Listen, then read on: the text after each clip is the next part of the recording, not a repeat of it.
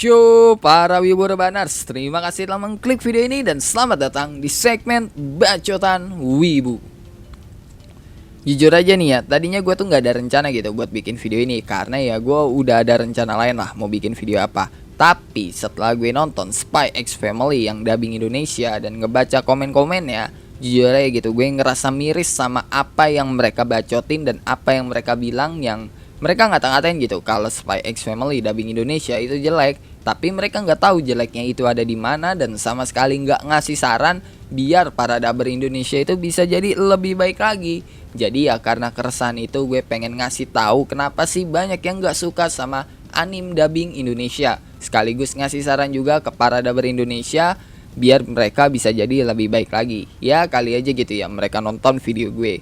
Tapi ya di sini gue nggak ngejudge gitu ya kalau dubbingnya itu jelek. Dubbingnya udah bagus, tapi emang ada beberapa hal yang harus dibenerin menurut gue pribadi biar bisa diterima sama masyarakat luas. Ya emang gak gampang sih buat jadi seorang dubber atau pengisi suara, karena ya buat jadi dubber butuh pengalaman juga. Dan buat lu pada yang pengen dukung gue lebih jauh, lu bisa traktir gue kopi hitam di Traktir ID yang linknya gue taruh di deskripsi. Dan sesuai saran lu pada nih ya, buat bacain donate itu bakal ada di akhir video. Jadi buat yang pengen lihat silahkan tonton video ini sampai akhir. Oke lah ya, daripada gue banyak gak jelasnya nih ya, mending kita langsung aja lah ke bacotannya. Pertama, kenapa banyak yang gak suka sama anime dubbing Indonesia? Karena bahasa yang digunakan terlalu baku. Kita yang setiap hari pakai bahasa sehari-hari pasti bakal ngerasa aneh kalau denger orang ngomong pakai bahasa baku. Bahkan kenapa kita udah jarang nonton TV, salah satu alasannya juga pasti karena bahasa yang dipakai itu terlalu baku. Dan biasanya kita itu kan pakai bahasa baku cuma ke orang yang kita hormati. Contohnya ke orang tua, guru, dosen, atau ya kalau yang udah kerja biasanya ke atasannya atau ke HRD itu pasti pakai bahasa yang baku. Sedangkan ke teman, pacar, atau sahabat pasti ya pakai bahasa sehari-hari biar suasananya itu jadi lebih santai. Dan anime dengan dubbing Indonesia yang pakai bahasa baku menurut gue itu menghilangkan apa yang kita cari, yaitu suasana santai. Nah, anime yang dubbing Jepang aja gitu ya, itu misahin bahasanya. Contohnya ketika ngomong ke teman sama ketika ngomong ke guru, pasti bahasa yang dipakai itu bakal beda. Kalau anime dubbing Indonesia yang gue tonton ya, itu semuanya dipukul rata pakai bahasa yang baku, yang jadinya ya terkesan aneh gitu di kuping kita. Karena ya kok ngomong ke si A dan ngomong ke si B bahasanya sama gitu, padahal mereka dua orang yang berbeda. Jadi saran gue ke orang yang nulis skrip buat para dubber, bahasanya bisa dibikin lebih santai lagi, biar kita yang nonton itu merasa nyaman dan gak merasa aneh gitu sama apa yang kita dengar. Kedua, kenapa banyak yang gak suka sama anime dubbing Indonesia itu dikarenakan intonasi yang digunakan sering salah. Jujur aja ya, pas gue nonton anime dengan dubbing Indonesia, intonasi yang dipakai itu terkadang kurang pas. Bahkan ada beberapa yang lempeng-lempeng aja gitu tanpa adanya intonasi. Menurut gue intonasi itu penting banget biar apa yang mereka omongin itu terkesan lebih alami dan natural. Kalau intonasinya ya udah salah, kesannya malah kayak dipaksakan gitu, dan itu bakal berdampak ke penilaian penonton yang negatif. Pas kita ngomong aja kita kan emang dituntut gitu ya buat mengeluarkan atau menggunakan intonasi yang tepat biar apa yang kita bilang itu kan bisa tersampaikan ke orang yang jadi lawan bicara kita. Jadi kalau lu ngomong lempeng-lempeng aja dan lurus-lurus aja tanpa adanya intonasi, orang yang kita ajak ngomong itu nggak bakal nanggep sama apa yang kita omongin. Bahkan ada beberapa dari mereka yang juga ogah gitu buat denger karena ya mereka nggak nangkep sama apa yang kita omongin. Jadi saran gue buat para dubber Indonesia, coba bisa lebih dibagusin lagi kan intonasinya, biar terkesan lebih natural dan apa yang kalian bilang itu bisa tersampaikan ke para penonton. Ya gue tahu sih bukan hal yang gampang gitu buat memperbaiki intonasi, karena ya emang butuh pengalaman juga buat jadi seorang dubber yang profesional. Bahkan di Jepang aja itu kan ada yang namanya kursus seiyu dan kelas seiyu yang ya udah jelas lah kelasnya itu udah beda. Tapi ya bisa lah dicoba pelan-pelan walaupun cuma sedikit, yang penting ada perubahan aja biar kita para penonton itu merasa nyaman sama anime atau film yang suaranya kalian isi. Oke, semangat terus buat para dubber Indonesia. Ketiga, kenapa banyak yang gak suka sama anime dubbing Indonesia itu dikarenakan kurangnya improvisasi. Nah, ini hampir sama gitu ya kayak yang sebelumnya, yaitu intonasi, tapi ini lebih ditekankan ke arah improvisasi.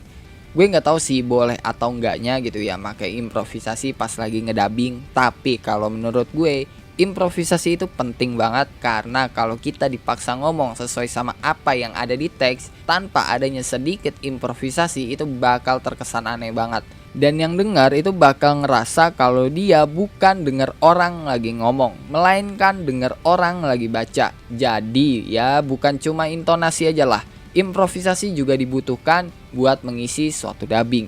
Dan saran gue, kalau emang dibolehin nih ya, kasih sedikit improvisasi biar dikira nggak lagi baca. Dan jangan berlebihan juga gitu, ngasih improvisasinya biar nggak terkesan dipaksakan.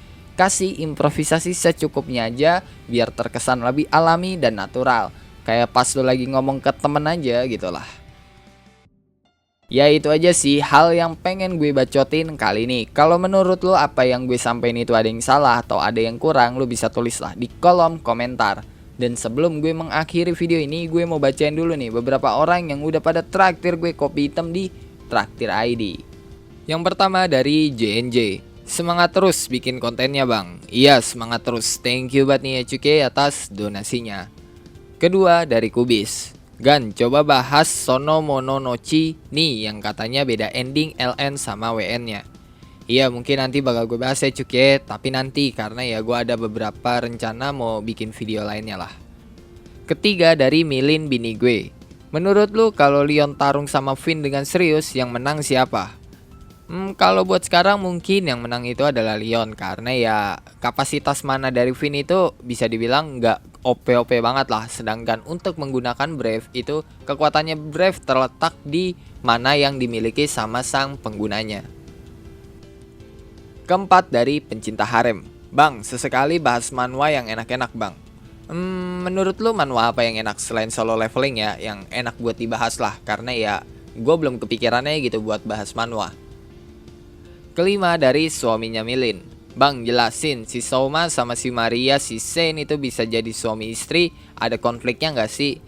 Kalau ditanya apakah ada konfliknya, jelas ada, karena ya emang mereka itu kan berasal dari dua kubu yang berbeda gitu. Jadi ya jelas bakal ada konfliknya, mungkin nanti bakal gue bahas lah. Keenam dari Tian Slane. Bang bahas kekuatan dan skillnya Leon. Iya nanti bakal gue bahas, karena ya emang itu udah masuk ke salah satu rencana video yang bakal gue bikin. Ketujuh dari pencinta opai besar. Anjir lu suka yang gede-gede cok. Gue sih ya suka yang sedang-sedang aja lah, yang pas buat digenggam gitu ya. Bang tolong bahas Sekai Seikyo no Ansatsusa Isekai Kizoku ni Tensai Suru, lanjutan animenya. BTW semangat upnya bang. Iya semangat terus buat upnya, dan thank you banget nih Cuke atas donasinya. Dan buat ngebahas Sekai Seikyo mungkin nanti kedepannya bakal gue bahas, karena ya itu belum masuk ke salah satu rencana video yang bakal gue buat kedepannya. Kedelapan dari Elzar Leon. Bang cariin link manga atau web novelnya Kuma Kuma Bir dong, versi Indo atau Inggrisnya nggak apa-apa. Thanks, jangan lupa diseruput dulu bang. Iya, thank you banget nih ya Cuke atas donasinya dan atas kopi hitamnya. Buat link Kuma Kuma Bir mungkin nanti kedepannya bakal gue kasih, tapi ya nggak sekarang gitu. Gue bakal cari dulu link yang menurut gue enak lah buat dibaca sama beberapa orang, mau itu yang Inggris atau yang Indo kan. Yang jelas jangan yang raw kan. Selanjutnya dari Yuki Nino, dari Shop Iler Anim. Waduh, kayaknya gue kenal nih sama channel ini. Gue males nge-YouTube, jadi pendukung aja. Puja Paha Kagura. Bentar. Ini ululululu maksudnya itu Patrick yang jilat-jilat ya. Ya thank you banget ya Cuki atas dukungannya dan atas supportnya. Selanjutnya dari Gaeng. Bahas Classroom of Elite bang.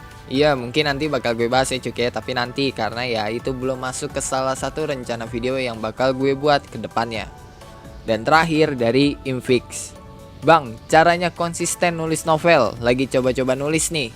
Gimana caranya konsisten nulis novel? Ya pertama lu harus suka dulu dalam menulis. Itu hal yang paling wajib banget lu punya.